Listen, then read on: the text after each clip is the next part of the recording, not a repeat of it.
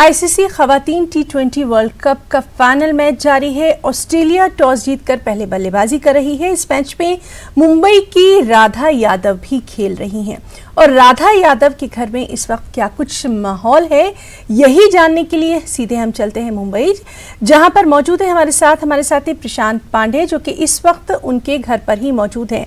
प्रशांत, आज women's day भी है और आईसीसी खवातीन T20 वर्ल्ड कप का फाइनल भी खेला जा रहा है। इस मौके पर राधा यादव के घर में क्या कुछ माहौल?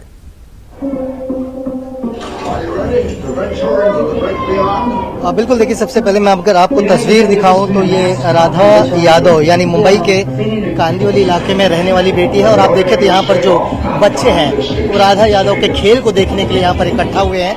मैच शुरू हो चुका है, 10 ओवर का खेल खत्म हो चुका है। पहला ओवर अभी 2 मिनट पहले राधा यादव ने खत्म किया है। साथ ही मैं आपको दिखाऊं कि स्क्रीन के बिल्कुल सामने राधा यादव के जो माता पिता हैं वो बैठे हुए, साथ ही पीछे अगर देखें तो उनकी बहन भी यहाँ पर मौजूद है।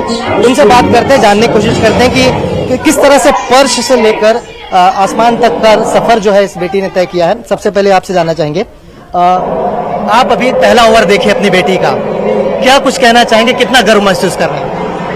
अभी रन तो पहले ओवर में ज्यादा चले गया, इसके लिए थोड़ा उदासी है। फिर बाद में इम्प्रूव आएगा, बेटी ऐसा विकेट गिराएगी ऐसा लगता है मेरे को।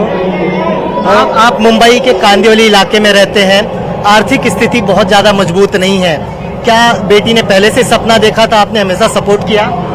बचपन से ही उनका शौक था क्रिकेट खेलने का। आर्थिक स्थिति उतनी तो अच्छी नहीं थी, फिर भी हमने मेहनत करके स्ट्रगल करके उनको आगे बढ़ाया और आज वर्ल्ड कप खेल रही हैं। थोड़ा देखो आगे क्या क्या होता है, अच्छा ही होगा जो होगा।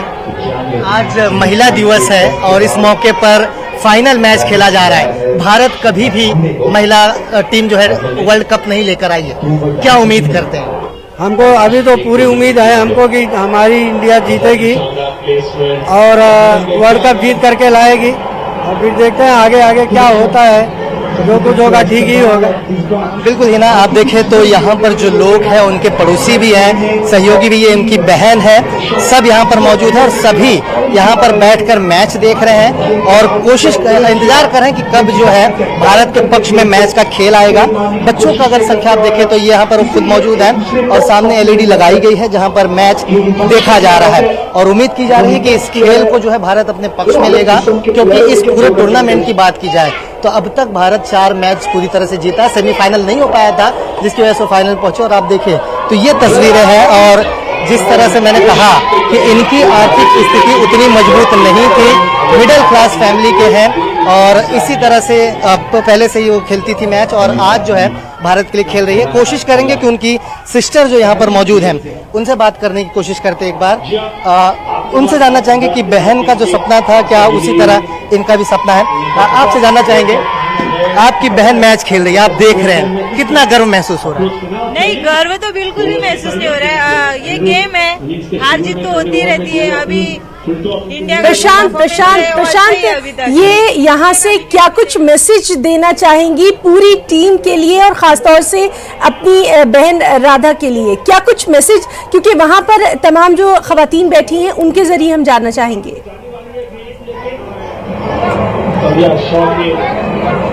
बिल्कुल, मैं बात उनके बहन से शुरू करता हूं। क्या कुछ आप संदेश देना चाहेंगे आज के दिन पूरे टीम को लेकर, क्या विशेष करना चाहेंगे? अभी जिस तरीके से ऑस्ट्रेलिया रन मार रही है तो अपने इंडिया की बैट्समैन को खेलना जरूरी है, खास करके शेफाली वर्मा, स्मृति मंदाना, इन लोग जो है बैट्समैन अच्छे, काफी बैट्समैन है। इन लोग के बल्ले से रन निकलना चाहिए आज। ये उम्मीद करेंगे जो हमारे बैट्समैन हैं वो खेलने चाहिए और रन को जो है आगे बढ़ाना चाहिए। यहाँ पर जो लोग हैं एक बार उनसे भी बात करने की कोशिश करते हैं। आपसे जानना चाहेंगे कि आज जो है फाइनल मैच खेला जा रहा है, इंडिया को लेकर क्या कुछ कहना चाहेंगे? इंडिया तो मेरी राधा हमारी बहन है और वो बहुत अच्छी खेल रही है, बहुत अच्छी खेलने चाहिए और अपना कप लेकर आना चाहिए। कब जो है भारत लेकर आना चाहिए, इस तरह की जो बातें हैं यहाँ पर जो लोग मौजूद हैं वो कह रहे हैं। मैं आपको एक बार फिर से तस्वीरों की तरफ लेकर चलूँ तो आप देखें तो पूरी तरह से यहाँ पर तैयारी की गई, LED लगाया गया, और बच्चों को यहाँ पर रखा गया है, सबके हाथों में झंडा है और सब इंतजार कर रहे हैं कि खेल का रुख जो है भारत के पक्ष में है। और इस बार जो पहली बार भारत फाइनल खेल रहा है तो यहाँ पर पहुंचे और मुंबई जो है राधा यादव खुद कप अपने हाथों में लेकर मुंबई पहुंचे। जी प्रशांत, बहुत बहुत शुक्रिया अदा करना चाहेंगे आपका भी और वहां मौजूद तमाम लोगों का भी। और उम्मीद और दुआ यही है कि आज का दिन जो है वो हमारी खवातीन ये मैच जीत जाए। इस सब के बीच सदर जमहूरिया रामनाथ कोविंद ने नारी शक्ति अवार्ड से खवातीन को नवाजा है। खवातीन की ज़िंदगी को बेहतर बनाने और उनके हकूक़ के लिए काम करने वाली खवातीन को ये अवार्ड दिए गए हैं। ये प्रोग्राम राष्ट्रपति भवन में मुनक़िद किया गया। आलमी यौम ख़वातीन पर मुल्क भर में ख़ास तक़रीबात का इनेकाद किया जाता है।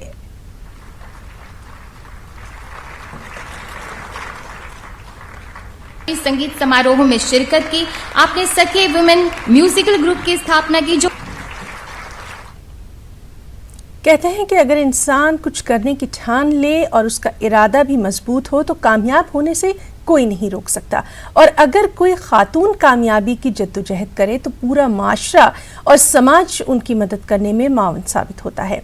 अब बात करते हैं हैदराबाद की पुराने शहर की पायलट बेटी सैयदा सिल्वा फातिमा की, जिन्होंने एक पायलट बनने का ख्वाब देखा था और उसे उन्होंने पूरा भी किया। जब ऊंची उड़ान के सपने हो और सपने पूरे हो जाएं तो जाहिर तौर पर खुशी बहुत ज़्यादा होती है, लेकिन खुशी तब कई गुना और ज़्यादा बढ़ जाती है जब मुश्किल हालात हो और उससे जूझ कर कोई आगे निकल पाए और उसमें सफलता पा पाए। हर मंजिल पर जो समस्या आई उनसे सामना किया और उसके बाद एक सफलता के मुकाम पर पहुंची हैं सैयद सलवा फातिमा हमारे साथ मौजूद हैं। ये हैदराबाद के ओल्ड सिटी में रहने वाली एक ऐसी महिला हैं जिन्होंने उड़ान का सपना देखा था, उड़ने का सपना देखा था, पायलट बनने का सपना देखा था और वो एक कमर्शियल पायलट बन गई हैं। फातिमा, बहुत स्वागत है आपका वुमेंस डे पे, इंटरनेशनल वुमेन डे पे। आप पहले बहुत बहुत शुभकामनाएं, बहुत मुबारक। Thank you very much sir. आपने जब ये सोचा कि पायलट बनना है, किस तरह की आपको लगा कि आपकी फैमिली बैकग्राउंड उतना स्ट्रांग नहीं है, समस्याएं आएंगी, कैसे सामना हुआ, हौसला कहाँ से आया एक लड़की होने के बावजूद फिर ये इन सब चीज़ों से जूझना है, आगे निकलना है, कैसे कैसे हौसला जुटाया आपने, क्या मुश्किलात आई और कैसे आप उससे आगे निकले? पहले तो मैं आप लोग का शुक्रिया अदा करती हूँ कि मुझे इस काबिल समझा कि आज आप मुझे वुमेंस डे की मुबारकबाद देने आए हैं। रही बात मेरी, तो मैं जो फाइनेंशियल स्टेटस से यहाँ पर पहुँची हूँ वो सिर्फ मेरी ही नहीं बल्कि मेरे माँ बाप की और तमाम दोस्त अहबाब की, KCR सर की, फ़ारूक हुसैन सर की, और मैं नाम लेने बैठूँ तो बहुत सारे लोगों की लिस्ट बन जाएगी। उन सारों की मेहनत मुझे यहाँ ले आई है। अकबरुद्दीन सर MLA जो है उन्होंने भी कोऑपरेट किया है। मेरा एक ऐसा स्पेशल केस था तेलंगाना गवर्नमेंट में जिसमें पॉलिटिक्स बीच में नहीं आया। एंड KCR सर ने स्पेशली मेरे को जो सैंक्शनिंग दी थी 36 लाख की, ताकि मैं मल्टी इंजन रेटिंग और टाइप रेटिंग कर पाऊँ, वो बहुत ही मैं शुक्रमंद हूँ उनकी कि मुझे इस काबिल समझा और मुझे स्कॉलरशिप दी गई। और अभी जब मैं इस मुकाम पे पहुँची हूँ तो मैं अपना पिछला नहीं भूल सकती। और एक वुमेन होने के नाते आप सबको मैं वुमेंस डे की मुबारकबाद देती हूँ तहे दिल से।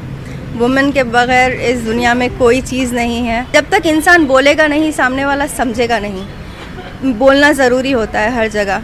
तो very thankful to each and everyone who supported me. आप कमर्शियल पायलट का लाइसेंस आपको मिल गया है और आप क्या जो डायरेक्टरेट ऑफ सिविल एविएशन है उसने आपको किसी मल्टी इंजन जो प्लेन है उसको उड़ाने की इजाज़त हो गई है आपको? जी।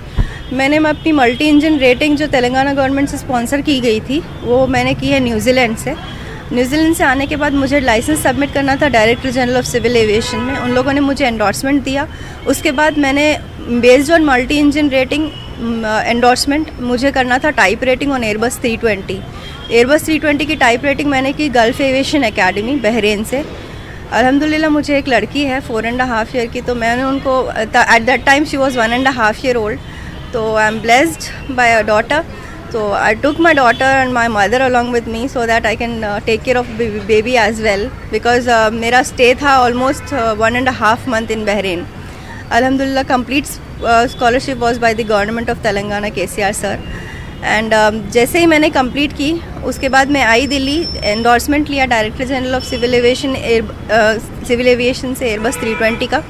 मैंने एग्ज़ाम दिया इंडिगो में, सिलेक्शन नहीं हो पाया बिकॉज़ बहुत क्राउड था और बहुत कॉम्पिटिटिव था उस दरमियान का एग्ज़ाम। फिर मैंने उम्मीद नहीं हारी, मैंने बोला मुझे इंडिगो में ही जाना है तो मैं इंडिगो का ही एग्ज़ाम दूं, और अल्हम्दुलिल्लाह मैंने किसी एयरलाइन का एग्ज़ाम नहीं दिया। इंडिगो पर इतना क्या आपका क्योंकि they give preference to women. The main motto of reaching IndiGo is girl power. 40% of working women in Indigo, including the ground staff, the air hostesses and pilots, 13% all over the India, the percentage of women pilots is 13% and max ratio of women pilots is in Indigo.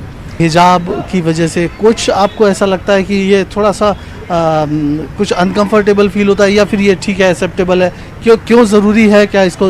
Indigo एक ऐसी company है sir जहाँ पर unity in diversity में believe किया जाता है। आपका रिलीजन है, आपकी बिलीफ है।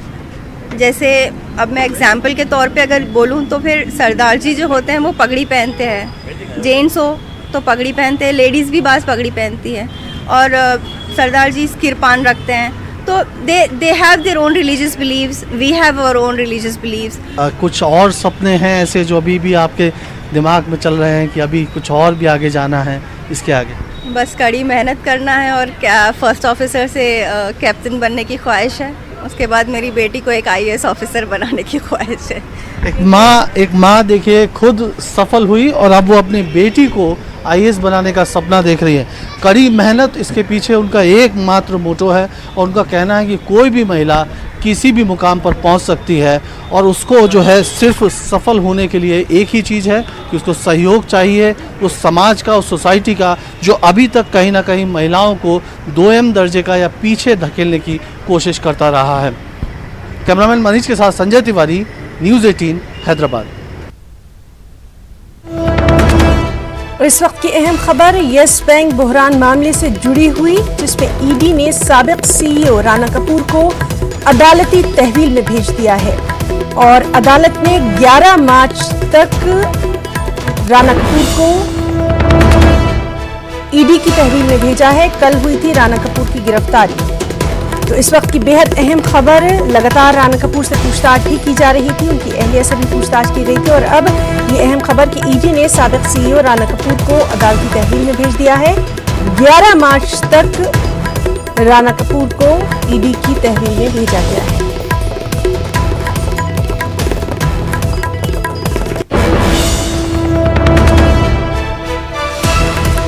तो आपको बता दें कि यस बैंक के बहरान मामले से जुड़ी ये अहम खबर है, जिसमें ईडी ने साबिक CEO राणा कपूर को 11 मार्च तक के लिए, अदालत ने 11 मार्च तक के लिए ईडी की तहवील में भेजा है। अगर हौसलों में जान हो तो उड़ान भरना भी बेहद आसान हो जाता है, और ख़ासतौर से उनके रास्ते में किसी भी तरह की परेशानी भी हायल नहीं होती। अब हम आपको मिलवाते हैं केरल के कोची की बैनुल-अक़वामी सतह की जार लिफ्टर से, जो कि अनोखी अहमियत की हामिल है। माजूर होने के बावजूद आलमी रिकॉर्ड इन्होंने कायम किया और अपनी माजूरी को अपने रास्ते में हायल नहीं होने दिया। अपनी उंगलियों के इशारे पर भारी भारी मर्तबान को हवाओं में मुअल्लक कर देती हैं, अपने दोनों हाथों से लिखने की सलाहियत रखती हैं। हज़ारों ख़वातीन ने हमारे माशरे के लिए एक मिसाल कायम की है। हमारा मुल्क ऐसे ख़वातीन पर फ़ख्र करता है। वहीं मशहूर अदाकारा हुमा कुरैशी कहती हैं कि बतौर ख़ातून माशरा आपको ज़्यादा इज्जत देता है अगर आपके अंदर कुछ करने की हिम्मत और सलाहियत हो। इसलिए ख़वातीन आगे बढ़ें और अपने लिए खुद मुकाम पैदा करें। Like as women, nobody's going to come and give you an opportunity. Nobody's going to say, okay, here, do something. I feel if you really have to do anything in your life, you have to find or make that opportunity for yourself. And I feel whether it's her, and there's so many amazing women in this business that we have, producers and directors and actors. I feel strong women empower.